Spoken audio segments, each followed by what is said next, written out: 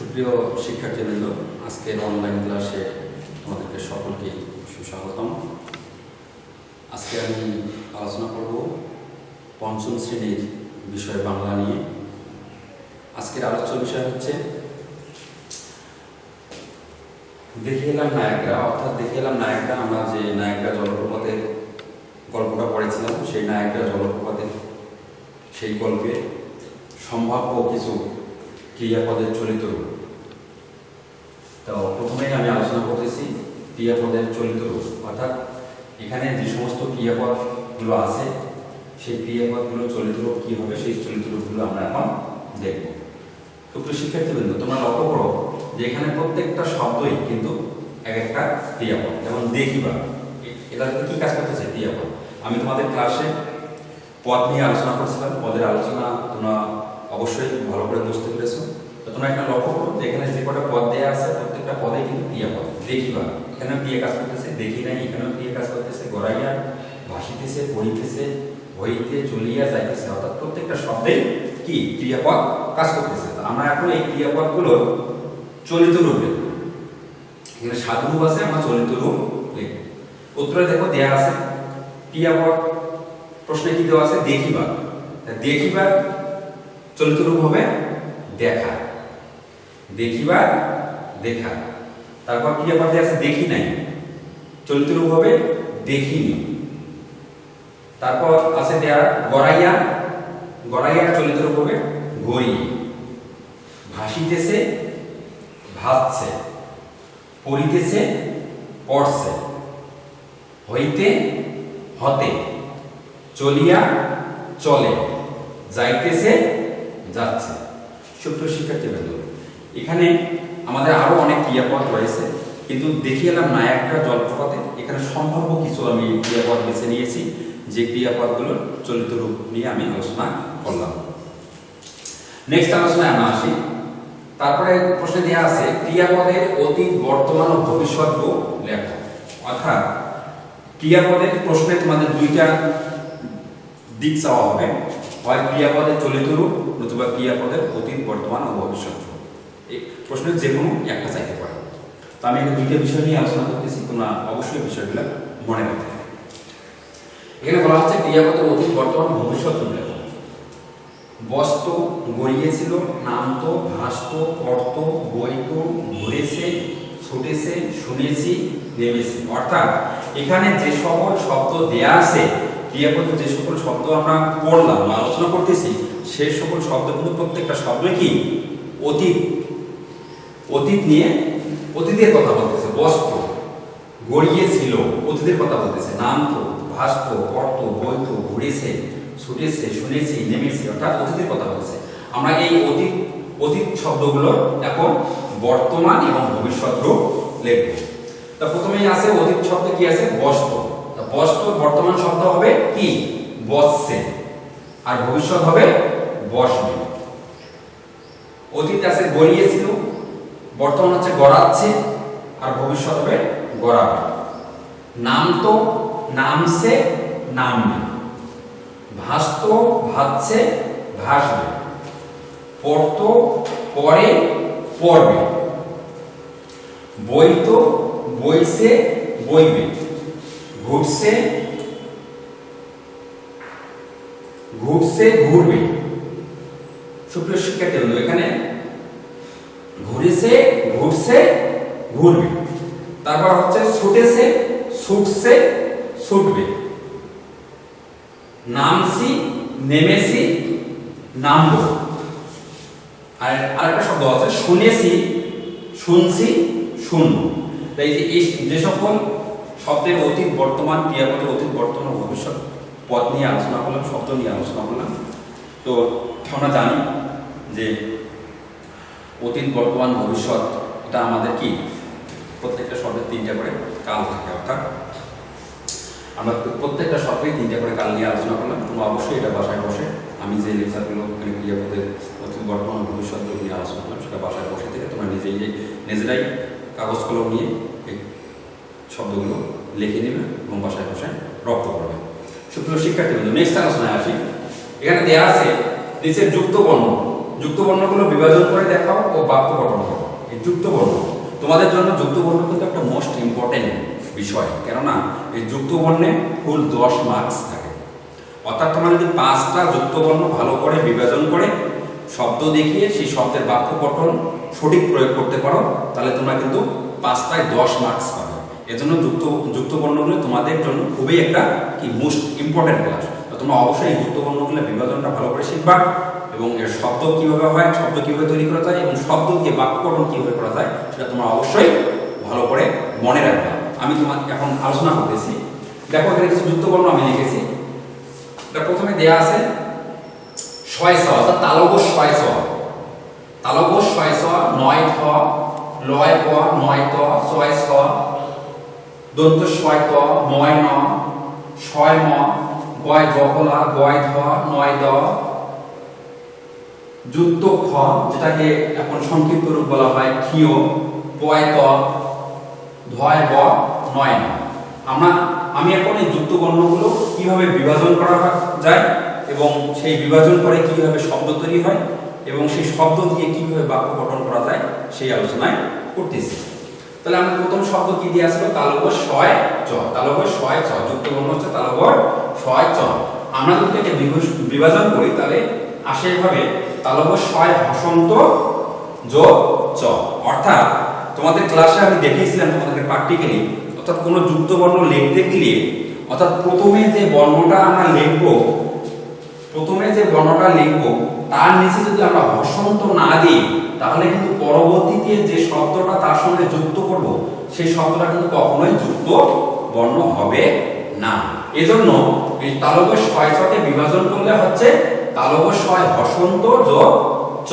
অর্থাৎ তালব্য ছয়ের নিচে যদি হসন্ত দেই তারপরে যদি আমরা চ শব্দটা ক্লিক করি বা মোবাইল অপশনে মেসেজ অপশনে গিয়ে তালব্য ছয় হসন্ত দিয়ে চ অপশনে টিপ দেই তাহলে কিন্তু এরকম শব্দ আসবে তালব্য ছয় চ।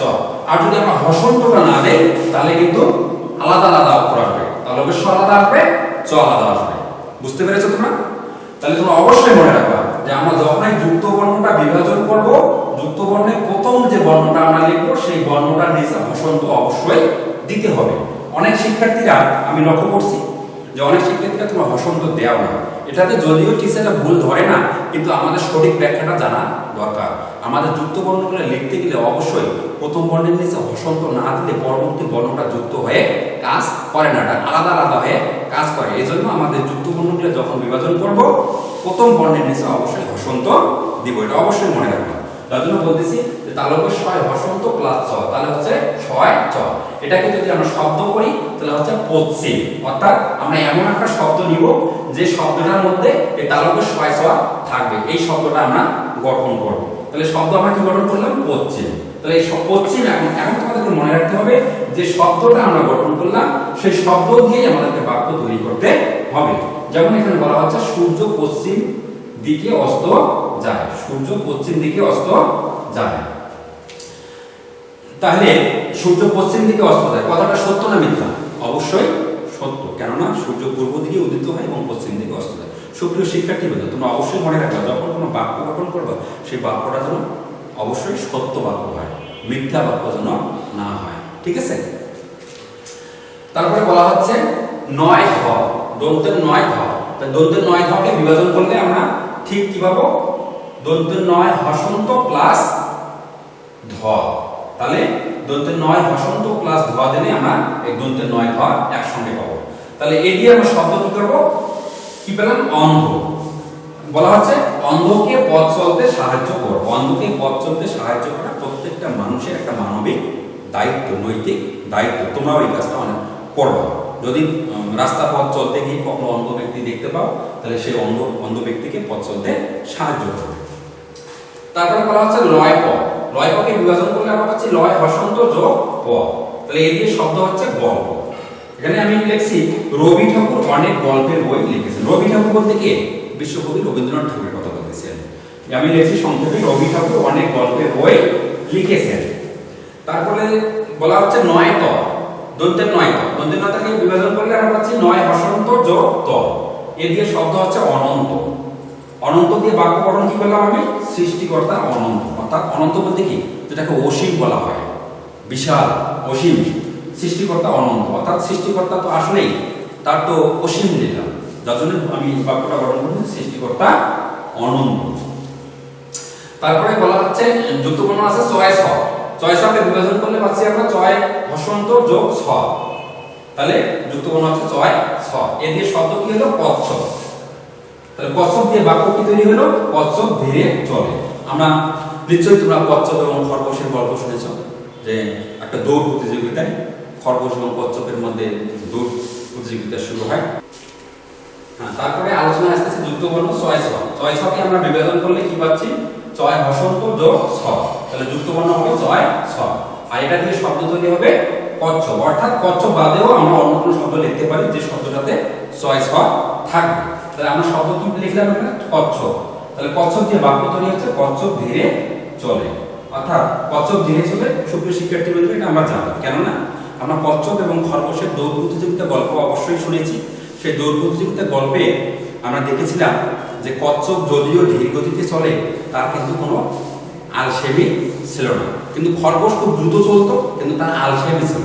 যখন দৌড় প্রতিযোগিতা শুরু হলো, দেখা যাচ্ছে খরগোশ কি অনেক দ্রুত লাফিয়ে লাফিয়ে গিয়ে অনেক দূর যাওয়ার পর যখন দেখে কচ্ছপ অনেক পিছনে, তখন সে কি ভাবলো যে আমি একটু জড়িয়ে নিই। সে জড়িয়ে নেওয়ার সে ফলটা কি পেল? জড়িয়ে যাওয়ার সময় কে অলসতা করে সে ঘুমিয়ে পড়লো। পরবর্তীতে দেখে ঘুম থেকে উঠে যখন দেখে যে কচ্ছপ পিছনে তাকা, দেখে কচ্ছপ নাই, তো মনে করছে যে কচ্ছপ আরো মনে হয় অনেক দূরে আছে, কিন্তু কচ্ছপ ততক্ষণে তাকে পাশ কাটিয়ে এগিয়ে গিয়েছে, তাই না? তো সেই দৌড় প্রতিযোগিতা কিন্তু কচ্ছপেরই জয়ী হয়। তখন এখানে কচ্ছপ দিয়ে বাক্য লিখলাম আমি কচ্ছপ ধীরে চলে। তারপরে আসছে যুক্তবর্ণ দন্ত শয়ত। দন্ত শয়তকে আমরা বিভাজন করলে পাই দন্ত শয় হসন্ত যোগ ত। এটা দিয়ে বাক্য হচ্ছে পরাস্ত, অস্ত হয়, অর্থাৎ শয়ত দিয়ে আমাদের বাক্য শব্দ হলেই হবে, ঠিক আছে? পরাস্ত। তো পরাস্ত দিয়ে বাক্য গঠন আমি কি করলাম? অন্যায়ের কাছে পরাস্ত হতে নেই। সুপ্রিয় শিক্ষার্থীবৃন্দ, তোমরা অবশ্যই এই কথাটা মনে রাখবা, যখন তোমরা তোমাদের জীবনটাকে প্রতিষ্ঠিত করবে, তখন কখনোই অন্যায়ের কাছে পরাস্ত হবে না, অন্যায়কে কখনো প্রশ্রয় দিবে না, অন্যায়কে সবসময় শক্ত হতে দমন করবে। আমি বাক্য কি লিখলাম? অন্যায়ের কাছে পরাস্ত হতে নেই। তারপরে যুক্তবর্ণ বলা হচ্ছে ময় ন। ময় নকে বিভাজন করলে পাই আমরা ময় হসন্ত যোগ ন। আর এ দিয়ে শব্দ লিখলাম আমি নিম্ন। নিম্ন অর্থাৎ পানি সব সময় নিম্নের দিকে গড়ায়।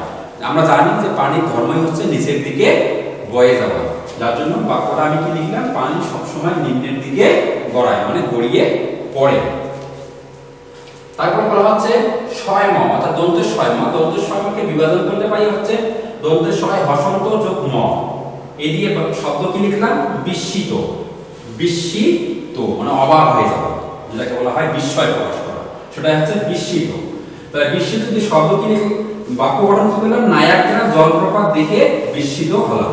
আমরা যে নায়াগ্রা জলপ্রপাতের গল্পের কথা বলেছিলাম, সেই নায়াগ্রা জলপ্রপাতের বিশেষ যে বৈশিষ্ট্যগুলো ছিল, তোমরা অবশ্যই সেটা খেয়াল রাখছো, তোমাদের মনে আছে। সেই নায়াগ্রা জলপ্রপাতের বৈশিষ্ট্য কিন্তু অন্যান্য জলপ্রপাতের মতো নয়, কেননা নায়াগ্রা জলপ্রপাতটা দেখেছে সমতল ভূমির উপর দিয়ে বয়ে যেতে যেতে হঠাৎ করে একটা কি ফাটলের মধ্যে পড়ে যাচ্ছে, ফাটল গহ্বরের মধ্যে পড়ে যাচ্ছে, কিন্তু এই জলটা পরে কোথায় যাচ্ছে এটা কিন্তু আমরা কেউ আজ পর্যন্ত এই কল্পনাটা খুঁজে পাইনি। এই জন্য আমি এই দিয়ে বাক্য কি লিখলাম? যে নায়াগ্রা জলপ্রপাত দেখে বিস্মিত হলাম। তারপরে বলা হচ্ছে যুক্তবর্ণ গয় জ। গয় জকে যদি আমরা বিভাজন করি তাহলে পাবো গয় হসন্ত যোগ অন্তস্থ জ। আর এই দিয়ে শব্দ কি পাইলাম? সৌভাগ্য। সৌভাগ্য দিয়ে আমরা বাক্য গঠন করলাম যে আমার সৌভাগ্য যে আমি এই দেশে জন্মেছি। সত্যি আমরা বাংলাদেশে জন্মগ্রহণ করে সকলেই সৌভাগ্যবান, এজন্য আমি বাক্য গঠন করেছি যে আমরা সৌভাগ্য যে আমি এই দেশে জন্মেছি। তারপরে বলা হচ্ছে গয় ধ। যুক্তবর্ণ হচ্ছে গয় ধ। গয় ধকে যদি আমরা বিভাজন করি তাহলে পাবো গয় হসন্ত যোগ ধ। আর এই দিয়ে শব্দ হলো মুগ্ধ। মুগ্ধ হবে, দগ্ধ হবে, অর্থাৎ গয় ধ থাকলেই হবে মুগ্ধ। মুগ্ধ দিয়ে বাক্য গঠন কি করলাম? তোমার ব্যবহারে আমি মুগ্ধ, অর্থাৎ তোমার ব্যবহারের জন্য আমি মুগ্ধ, তুমি যে আমার কাছে ভালো ব্যবহার করছো এজন্য বাক্য গঠন করলাম যে তোমার ব্যবহারে আমি মুগ্ধ। তারপর হচ্ছে দন্ত নয় দ। নয় দকে বিভাজন করলে পাচ্ছি নয় বসন্ত যোগ দ। এই দিয়ে শব্দ হচ্ছে আনন্দ। আজ আমার খুব আনন্দ, অর্থাৎ এই দিয়ে বাক্য হলো আজ আমার খুব আনন্দ। তারপরে যুক্ত খ, যেটাকে শুদ্ধ ভাষায় বলা হয় ক্ষীয়, অর্থাৎ এই ক্ষীরকে যদি আমরা বিভাজন করি তাহলে পাবো কয় হসন্ত যোগ মূর্ধন্য স, কয় হসন্ত যোগ মূর্ধন্য স। আর এ দিয়ে আমরা শব্দ পাবো হচ্ছে কি ক্ষমা, ক্ষমা একটি মহৎ গুণ। সুপ্রিয় শিক্ষার্থীবৃন্দ, এই কথাটা তোমাদের একটা মনে রাখা দরকার যে এটা শুধু একটা বাক্যই না, এটা কিন্তু একটা নীতি বাক্য বটে। কেননা ক্ষমা একটি মহৎ গুণ, এই কথাটা আমরা সবাই জানি এবং তোমাদের এটা মনে রাখা উচিত। কেননা ক্ষমা যদি মানুষের মধ্যে না থাকে তাহলে সে কখনোই ভালো কিছু করতে পারবে না। এই জন্য বলা হচ্ছে ক্ষমা একটি মহৎ গুণ। তারপর বলা হচ্ছে কয়ত, কয়টাকে যদি আমরা বিভাজন করি পাবো কয় হসন্ত যোগ ত, আর এ দিয়ে শব্দ হচ্ছে বিলুপ্ত, বিলুপ্ত। তাহলে এই দিয়ে বাক্য গঠন কি করলাম, শকুন বিলুপ্ত প্রায় প্রাণী। সুপ্রিয় শিক্ষার্থীবৃন্দ, আমি জানি না তোমরা শকুন দেখেছো কিনা, কিন্তু আমি যখন ছোট ছিলাম তখন আমাদের বাড়ির আশেপাশে অনেক শকুন আসতো, দেখতাম আমরা। তখন আমরাই সেই শকুনের গায়ে পাথর ছুঁড়ে মেরেছিলাম। কিন্তু আজকে এই শকুন একটি বিলুপ্ত প্রায় প্রাণী। কেননা এই শকুন যে আজকে আমাদের পৃথিবী থেকে প্রায় বিলুপ্তির পথে, এর জন্য কিন্তু মানুষই দায়ী। তারপরে বলা হচ্ছে ধয় ব, ধয় বকে বিভাজন করলে পাবো ধয় হসন্ত যোগ ব, এ দিয়ে শব্দ হচ্ছে ধ্বংস। আর বাক্য গঠন করলাম পরিবেশ ধ্বংস করা উচিত নয়। অর্থাৎ আমাদের যে পরিবেশ, পরিবেশটা কিন্তু কোনো মানব সৃষ্ট নয়, পরিবেশটা হচ্ছে প্রকৃতি সৃষ্ট, ঈশ্বর প্রদত্ত, আল্লাহ প্রদত্ত। তা আল্লাহ প্রদত্ত এবং ঈশ্বর প্রদত্ত জিনিসকে আমরা কেন মানব জাতি ধ্বংস করবো? এই জন্য বাক্য গঠন করলাম কি পরিবেশ ধ্বংস করা উচিত নয়। তারপরে সর্বশেষ যেটা যুক্ত বর্ণ আমি লিখেছিলাম নয় ন, নয় ন, এই নয় নকে বিভাজন করলে পাবো নয় হসন্ত যোগ ন, এ দিয়ে শব্দ হচ্ছে পরিচ্ছন্ন। আর বাক্য গঠন কি করলাম পরিচ্ছন্ন থাকা ভালো। অর্থাৎ পরিচ্ছন্ন বলতে কি পরিষ্কার, পরিষ্কার পরিচ্ছন্ন, পরিষ্কার থাকা সকলের জন্যই ভালো। যদি আমরা পরিচ্ছন্ন থাকি তাহলে কখনোই আমাদের কি সহজে রোগ বিসুখ, অসুখ বিসুখ হবে না, রোগ বালাই হবে না। এজন্য সকলেরই আমাদের পরিচ্ছন্ন থাকা দরকার। তোমরাও সবসময় বাসায় পরিচ্ছন্ন থাকবা এবং সবসময় পরিষ্কার পোশাক পরিধান করবা, তাহলেই তোমাদের সহজে রোগ বালাই তোমাদেরকে আক্রমণ করতে পারবে না। তাহলে কি শব্দ বাক্য লিখলাম আমি পরিচ্ছন্ন থাকা ভালো। সুপ্রিয় শিক্ষার্থীবৃন্দ, আমি যে যুক্ত বর্ণগুলো আলোচনা করলাম, এই যুক্ত বর্ণগুলো দেখিয়ে এলাম নায়াগ্রা জলপ্রপাতের সম্ভাব্য কিছু যুক্ত বর্ণ।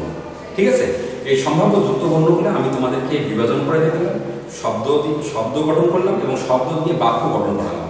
তা তোমরা অবশ্যই এগুলা বাসায় বসে ভালো করে রপ্ত করবা, তোমাদের খাতায় লিখে রাখবা এবং তোমাদের মনে অবশ্যই মনে রাখবা। আমি আলোচনা শুরুতেই বলেছিলাম যে যুক্ত বর্ণ তোমাদের জন্য একটা মোস্ট ইম্পর্টেন্ট ক্লাস। অর্থাৎ যুক্ত বর্ণ 5টা যুক্ত বর্ণ যদি আমরা সঠিকভাবে বিভাজন করতে পারি, শব্দ গঠন করতে পারি এবং বাক্যে প্রয়োগ করতে পারি, কিন্তু 5টা যুক্ত বর্ণ দিয়ে আমরা 10 মার্কস ফুল পাবো। তাহলে অবশ্যই এটার প্রতি আমাদের গুরুত্ব দেওয়া দরকার। ঠিক আছে সুপ্রিয় শিক্ষার্থীবৃন্দ, আজকের আলোচনা এই পর্যন্ত। তোমরা বাসায় বসে অযথা সময় নষ্ট না করে তোমরা বাসায় পরিবার পরিজনের সঙ্গে ভালো সময় কাটাও এবং সবসময় তোমাদের সঙ্গী যেন বই পুস্তক হয়, এই বই পুস্তকের দিকে নজর দাও এবং আমাদের অনলাইন ক্লাসগুলো ভালো করে রপ্ত করো এবং এগুলো খাতায় লিখে নিয়ে সবসময় মনে রাখার চেষ্টা করবে এবং প্রয়োজনে বিষয়ভিত্তিক টিচারকে ফোন দিবে। ঠিক আছে সুপ্রিয় শিক্ষার্থীবৃন্দ, পরিশেষে তোমাদের সকলের সুস্বাস্থ্য ও মঙ্গল কামনা করে আজকের মতো আমি এখানেই শেষ করছি। ধন্যবাদ সকলকে।